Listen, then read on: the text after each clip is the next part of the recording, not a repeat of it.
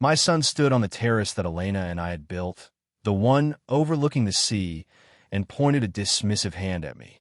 "It's theirs from now on," Thomas said, his voice holding a tone of finality he had no right to. Behind him, his wife Charlotte smirked, and next to her, her parents, the Harringtons, looked on with the smug satisfaction of colonists claiming new land. They were standing in my home, my sanctuary, the place I had laid stone by stone with my own hands as a monument to my love for my late wife, and they were evicting me. I had arrived not 10 minutes earlier, the familiar crunch of gravel under my tires a comforting sound that had always signaled my return to peace. The scent of jasmine, Elena's favorite, hung heavy and sweet in the air. I let myself in with the key that had been in my pocket for 30 years, expecting the quiet stillness of a house waiting for its master. Instead, I found it occupied. Suitcases in the hall, unfamiliar coats on the rack, the sound of laughter from the terrace, my son's laughter, and then came the declaration. Not a request, not a discussion. An edict. Charlotte's parents needed a place to retire, Thomas explained, as if it were the most reasonable thing in the world. And you have your big house in the city. You don't need 2 inch, he said it so simply, a child explaining why he had taken a toy from another. His wife, Charlotte, laid a proprietary hand on the stone balustrade. "It's for the best, Dad," she'd added, her voice dripping with false sympathy. "It's too much for you to manage alone." I looked past them at the sea. It was the same calm, endless blue it had been the day Elena and I first stood on this cliffside, dreaming. I felt a coldness spread through my chest, a glacial weight that extinguished the initial shock. It wasn't anger. Not yet. It was something harder, something more permanent. It was the sound of a foundation cracking. I looked at my son, this stranger wearing his face, and saw not my child but an adversary. I gave him a slow nod. I even managed to smile, a thin, meaningless curve of the lips that didn't reach my eyes. "I see," I said. My voice was quiet, unnaturally calm. It seemed to unsettle them more than shouting would have. "You should have told me." "We were going to," Thomas said, shifting his weight, suddenly uncomfortable under my placid gaze. "We just got ahead of ourselves. They love it here so much." I turned and walked back through the house, my house, their house. I didn't look at the new, garish paintings they had already hung on the walls, or the cheap ornaments crowding the mantelpiece where Elena's simple pottery used to sit. I just walked. I closed the heavy oak door behind me, the sound a definitive, echoing thud. They thought they had one. They had no idea they had just declared war. The drive back to the city was a long, silent film of memories. Every curve in the coastal road brought a ghost. Elena, her hair tied back in a scarf, laughing as the wind whipped through the open windows of our old car. Her hand on my knee as I drove, a silent, constant reassurance. We bought that land with everything we had, a barren patch of rock and wild herbs overlooking the water. I was an architect, but this villa was not a job. It was a vow made in stone and mortar. I remember drawing the blueprints at our small kitchen table, Elena leaning over my shoulder, tracing the lines for the garden with her finger. "A lemon grove here," she'd said, and Jasmine climbing all over the terrace wall. I built it for her. I mixed the concrete. I laid the tiles. I fitted the windows that would frame the sunset for her every evening. It wasn't a property. It was the physical manifestation of our life together. It held the echo of every laugh, every argument, every quiet moment of contentment. And Thomas had given away. He had taken our history, our legacy, and handed it to a pair of smug strangers as if it were a spare set of golf clubs. The grief for Elena, which had settled into a dull, constant ache in the 2 years since her passing, sharpened into a fresh, piercing agony. It felt as though he had desecrated her grave. He had allowed them to walk through our sanctuary with their shoes on, touching our memories with their grasping, undeserving hands. When I arrived back at my city house, the silence was oppressive. This was just a building, a collection of rooms where I slept and worked. The soul of my home was back there, on that cliff, and it was being occupied by invaders. My phone buzzed on the console. A text from Thomas. "Keys are with Mr. Harrington. We'll have your personal things boxed up, and sent to you next week. That was it. The final provocation. The last thread of familial sentimentality snapped. The hurt didn't vanish, but it was superseded by something else. A cold, clear purpose. It settled over me like a winter sky, vast and unyielding. Grief was a fog, but this new feeling was a lens, bringing everything in a sharp, brutal focus. He had made a critical error. He had mistaken my quiet grief for weakness. He had mistaken my love for his mother as a resource he could exploit. I went into my study, the room where I had designed skyscrapers and bridges, projects that required meticulous planning and an unshakable understanding of structure and stress points. I took out a fresh pad of graph paper and a sharpened pencil. For years, my work had been about building things to last. Now, I would apply those same principles to a different kind of architecture. The architecture of consequence. It wasn't a plan for revenge. Revenge is a messy, emotional affair. This was a blueprint for correction, a methodical, step-by-step process to dismantle their entitlement and reclaim what was mine. Not just the villa, but the sanctity of Elena's memory. On the top of the page, I wrote a single heading, Project Homecoming. The first call I made the next morning was to David, my lawyer for over 30 years. He was a man who understood that the strongest structures are built not of steel, but of ink on paper. I explained the situation calmly, factually, leaving out the emotional turmoil. I laid out Thomas's declaration and the Harringtons' occupation. David was silent for a moment on the other end of the line. Arthur, he finally said, his voice tight with restrained anger, the villa is in your name, in your name alone. Elena made sure of that in her will. They are, in legal terms, squatters. We could have the sheriff evict them by lunchtime. No, I said immediately. That's too simple, too loud. This needs to be quiet. It needs to be precise. I explained that I didn't want a messy family drama played out with police cars and shouting matches. I wanted to build a fortress of legal and psychological pressure around them. Paper walls. They look thin until you walk into one. What do you have in mind? David asked, his curiosity piqued. First, I said, I want you to draft a series of letters. Formal notices. The first, a simple notice of trespass, polite but firm. The second, a more severe warning, citing specific statutes. The third, a final notice of impending legal action. We will space them out. Let their confidence build, then introduce a little doubt. Then a little more. A slow siege, David mused. I like it. What's the second step? The second step is more unconventional, I replied. My next call was to a young man named Leo. He was the son of a dear old friend, a prodigy who had dropped out of a prestigious engineering program to start his own tech company specializing in high-end home automation and security. I had mentored him briefly years ago, helped him secure his first patent. He owed me a favor, and he was the kind of brilliant outside-the-box thinker I needed. Leo, I said when he answered, I have a project for you. I need to install a state-of-the-art smart home system in a property of mine. Of course, Arthur, he said, his voice enthusiastic. Lighting, climate, security, entertainment? The full package. Something like that, I said. But the primary function of this system will not be convenience. It will be atmosphere. There was a pause. Atmosphere. I need a house that can think for itself, I explained. A house that can be controlled remotely, down to the last light bulb and faucet. A house that can create a very specific, very unsettling environment for its uninvited guests. Leo was quiet for a long moment. Then I heard a low chuckle. So, we're building a ghost, he said. We're building a tool of psychological warfare. I corrected him gently. It must be untraceable, independently powered, and completely invisible to a casual inspection. Arthur, he said, the amusement in his voice replaced by genuine excitement. This is the most interesting job offer I've ever had. When do we start? The plan refined itself over the next few days, becoming a multi-phased operation.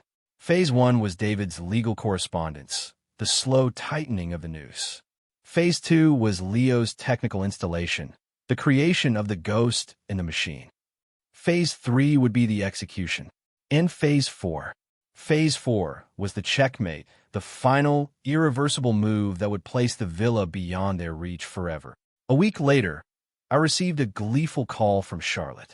"Your lawyer sent the silliest letter," she tittered, as if we'd be scared off by a piece of paper. "My father says it's just a bluff. They had received David's first notice and dismissed it." Perfect. Their arrogance was my greatest ally. Using a private investigator David recommended, I confirmed a day when the Harringtons will be gone for the entire afternoon, visiting friends down the coast. That was our window. Leo and I drove to the villa. It felt strange, approaching my own home like a thief. I used my key, and the lock turned smoothly.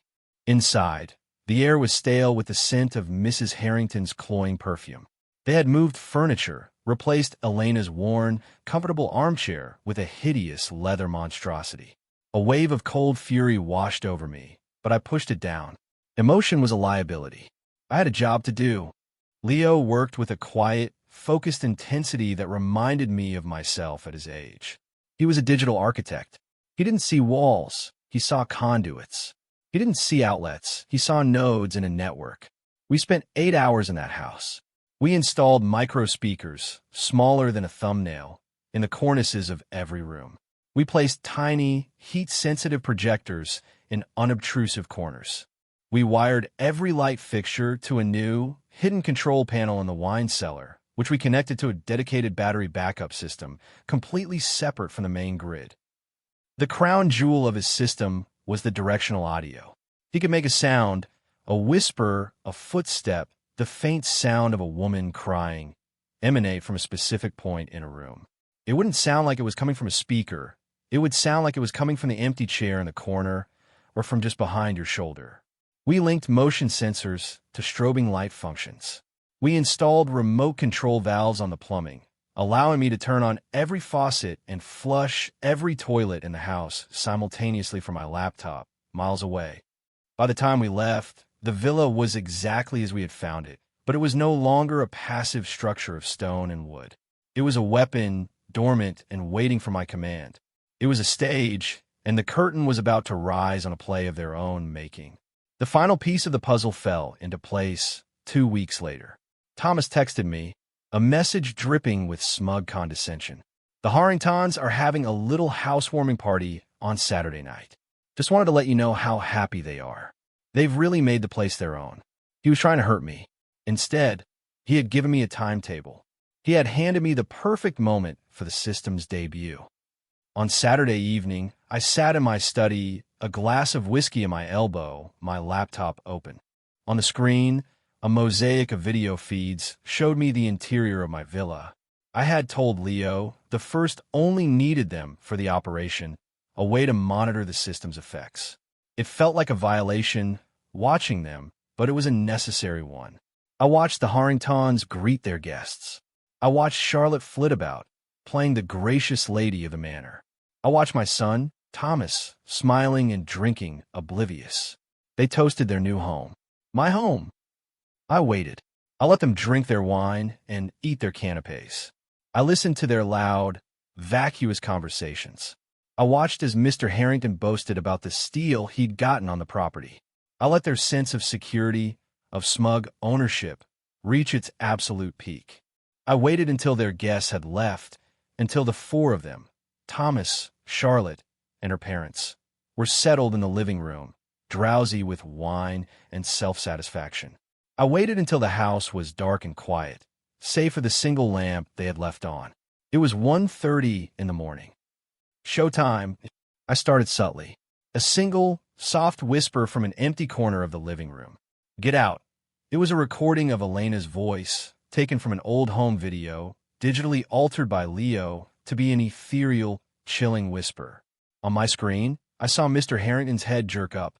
"Did you hear that?" he asked. His wife shook her head, annoyed. "Don't be silly, dear." I waited a full 5 minutes. Then, I triggered a light in the upstairs hallway to flicker on and off once. Thomas noticed it. "Wiring must be old in this place," he muttered, but a flicker of unease crossed his face. I was laying the foundation, brick by brick. A whisper, a flicker, the seeds of doubt. Then I began to orchestrate. I used the directional speakers to create the sound of soft footsteps crossing the bedroom directly above them. Mrs. Harrington heard it this time. "Who's upstairs?" she demanded, her voice sharp. "No one," Charlotte said, but she stood up and peered into the dark hallway. As she stood there, I activated the projector in the hall. For a split second, the faint, shadowy silhouette of a woman appeared at the far end, then vanished. Charlotte screamed. A genuine, terrified scream. Thomas ran to her side. "What is it? What did you see?" "There was someone there," she shrieked. Now the crescendo. I activated the strobes in the living room, plunging them into a disorienting, flashing chaos. Simultaneously, I turned on the speakers in every room, playing a cacophony of whispers, overlapping and indistinct. And for the grand finale, I hit the master control for the plumbing. Every faucet in the house turned on full blast. Every toilet began to flush over and over. The house roared with the sound of rushing water and spectral voices. The effect was instantaneous and absolute. Panic. I watched on my screen as the four of them scrambled, slipping on the new, polished floors, screaming at each other. Mr. Harrington fumbled for the main breaker, but Leo had rewired it to a dummy circuit. Nothing happened. The lights still strobed. The whispers grew louder. Charlotte was weeping hysterically. Thomas was trying to herd them towards the door, his face a mask of pure terror. They didn't even stop to grab their coats. They burst out of the front door and ran to their cars, a full-scale rout. They fled into the night, leaving the door wide open, the lights flashing, the water running, the house itself screaming into the darkness. I watched them go. Then, with a single click, I silenced everything. The lights went steady. The whispers stopped. The water ceased. The villa fell silent, empty, and waiting. I leaned back in my chair in my quiet study, hundreds of miles away, and took a slow sip of my whiskey. I allowed myself a small, private smile. It was the grim, ironic satisfaction of an architect watching a flawed structure collapse exactly as he had predicted. The call came, as expected, at 8 the next morning. It was Thomas, his voice a frantic, ragged mess. "Dad, something's wrong with the villa. It's haunted or something. The lights, the water. There were voices." I let a note of sleepy confusion enter my own voice. "Thomas? What are you talking about? Are you all right?" "No, I'm not all right," he yelled. "The place went crazy. We had to leave. We couldn't stay there." "That sounds awful," I said, my tone dripping with feigned sympathy. "It must be the old wiring. Or maybe a plumbing issue. You should call an electrician, a plumber. Get it checked out." "Ah, yeah. Maybe," he stammered, wanting to believe in a rational explanation, but clearly terrified. "We will." I knew what would happen. I watched remotely over the next few days as they tried. An electrician came, found nothing wrong with the main panel, and left, shrugging. A plumber checked the pipes, found no leaks, and charged them a hefty call-out fee. While he was there, I made a single toilet flush. The man nearly jumped out of his skin. They even brought in a priest, who walked through the rooms swinging a censer, looking deeply uncomfortable. Of course, the house remained perfectly quiet during these visits. The haunting only ever occurred when the Harringtons were there alone at night. Sporadic, unpredictable. I made sure of it. They couldn't stay, but they couldn't prove anything was wrong. Their stolen prize had become their prison. After a week of this, they cracked. Thomas and Charlotte appeared at my city house, unannounced. They looked exhausted, their arrogance replaced by a haggard desperation. They sat on my sofa, the one Thomas had grown up on, and made their final pathetic play. "We need to talk about the villa," Thomas began, trying to sound reasonable. "It's a money pit," Charlotte cut in, her voice sharp. "The whole place is falling apart. It's not safe. So you're moving out?" I asked innocently, taking a sip of my coffee. "No," Thomas said quickly. We want to buy it from you. For a fair price, of course. We'll take on the repairs ourselves." He named a figure that was less than a quarter of the land's value alone. It was no longer a gift. It was a fire sale. They wanted to legitimize their theft with a pittance. I just looked at him. No. Charlotte's composure broke. What do you mean, no? It's just sitting there. You don't even use it. Your mother. Your mother would have wanted us to have it, to keep it in the family. The mention of her name from Charlotte's lips was the final desecration. The cold calm I had maintained for weeks finally hardened into a sharp, cutting edge. I stood up. Never, I said, my voice low but carrying the weight of absolute conviction. Speak my wife's name again. You're not fit to do so. My wife would have been appalled. She valued loyalty. She valued respect. You have shown neither. She would have seen you for what you are, a greedy, entitled child. And you, Thomas, for what you have become, a weak man who would sell his own father's history for the approval of his in-laws. They stared at me, stunned into silence by the sheer force of my quiet fury. The villa is not for sale, I continued, walking over to my desk. I picked up a thick vellum envelope. In fact, it's no longer mine to sell. You see, while you're trying to hire exorcists, I was busy with paperwork. I handed the envelope to Thomas. Phase 4. He opened it with trembling hands. His face went pale as he read the legal documents inside. It was a deed of gift. Irrevocable. I have donated the villa, I said, my voice even and calm, and the surrounding 10 acres to the Elena Foundation for Veterans Respite, a charity I established in my wife's name. It will serve as a retreat for wounded service members and their families, a place for them to find the same peace that Elena and I found there. I have retained lifetime visitation rights for myself and a single guest of my choosing, but it can never be sold. It can never be transferred. It is from this moment on beyond your reach and anyone else's forever. Checkmate. The final meeting took place in David's office. The Harringtons were there, along with Thomas and Charlotte. They had been summoned for a formal briefing on the transfer of assets. They looked bewildered, like people who had been so certain of the rules of a game, only to find out they had been playing the wrong one all along. David, in his methodical, implacable way, walked them through the legalities. He explained the tax implications of the charitable donation. He detailed the articles of the foundation, which explicitly stated its purpose and the permanent nature of the gift. Their defeat was not just a setback. It was a legal and financial reality, documented in triplicate and filed with the state. Mrs. Harrington began to weep quietly. Her husband just stared at the polished mahogany of the conference table, his face a slack mask of disbelief. It was Thomas who finally spoke. He looked not at David, but at me. The anger was gone. The entitlement was gone. All that was left was a hollowed-out look of profound realization. Her garden, he said, his voice barely a whisper. The veterans, they'll take care of her garden? Yes, I said. They will. It's part of the foundation's charter, to maintain it as she left it. In that moment, I saw a flicker of the boy I had raised, the one who had helped his mother plant those first lemon trees. He wasn't just mourning the loss of a property. He was finally, truly, understanding the memory he had betrayed. He understood that he had tried to trade something priceless for something worthless. Months passed. Autumn gave way to a mild winter. I received regular updates from the foundation. The first families had already visited the villa. The director sent me photos of children playing on the lawn where Thomas had stood and disowned me, of a young soldier in a wheelchair sitting on the terrace, watching the sunset. The house, which had been filled with the ugly echoes of their greed, was now filled with peace and quiet gratitude. It was being used exactly as it should be, as a place of healing. I drove out to visit one crisp afternoon. The director, a retired Army colonel with a kind face and a firm handshake, met me at the door. The house felt right. It felt clean. He walked me through the garden, and I saw that they had tended to it with care. Elena's jasmine was thriving.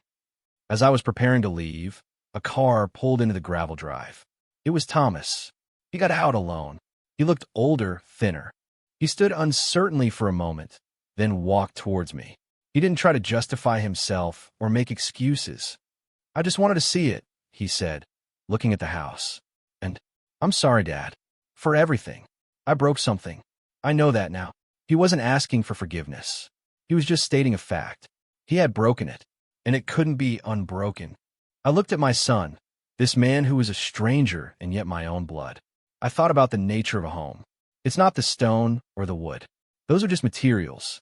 A home is a structure built of trust, of memory, of respect. They had tried to seize the materials, not understanding that the structure itself was something they could never touch. I had not fought to get my house back. I had fought to protect its foundation. I had established a boundary not of earth, but of principle. And in doing so, I had found a different kind of peace. The old foundation is gone, Thomas, I said, my voice not unkind. If we're going to build something new, it will have to be on different ground, with a different blueprint. He just nodded, understanding. I didn't invite him inside. Not yet. But as I got into my car, I rolled down the window. Let's have coffee next week, I said. We could talk. It was a small thing. Not a bridge, but perhaps the first survey marker for one. A new beginning, on a new, more honest foundation. I had won, but more than that, I had preserved the memory of what mattered most. And that was a victory that would last forever.